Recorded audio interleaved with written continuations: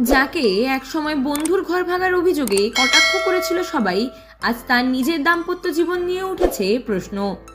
Shakalaka boom boom খ্যাত অভিনেত্রী হাংসিকা মাতোয়ানি ও তার স্বামী সোহেল খাতুরিয়ার দাম্পত্যে এবার ভাঙনের সুর। 2022 সালে ডিসেম্বরে জয়পুরের একটি দুর্গে জাঁকজমকপূর্ণভাবে অনুষ্ঠান করে বিয়ে করেন হানসিকা ও সোহেল। সেই বিয়ে নিয়ে তৈরি হয় একটি রিয়েলিটি টিভি শো, হানসিকাজ লাভ শাদি ড্রামা।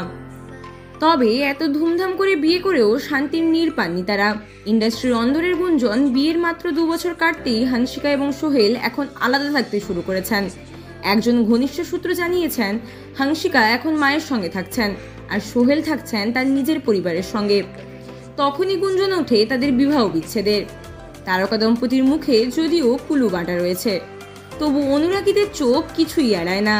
হানসিকা যে বিয়ের বেশ কয়েকটি ছবি এবং ভিডিও ইনস্টাগ্রাম অ্যাকাউন্ট থেকে সরিয়ে দিয়েছেন, তা তাদের নজরে পড়েছে, যা ফের বিবাহ বিচ্ছেদের গুঞ্জনকে উস্কে দিয়েছে।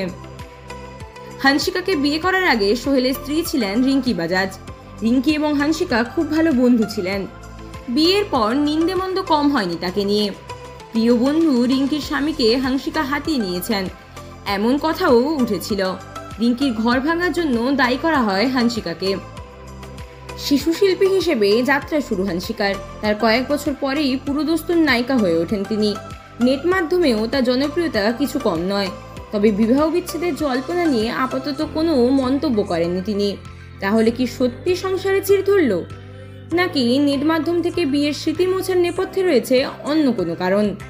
উত্তর দেবে সময়। Subscribe for more content.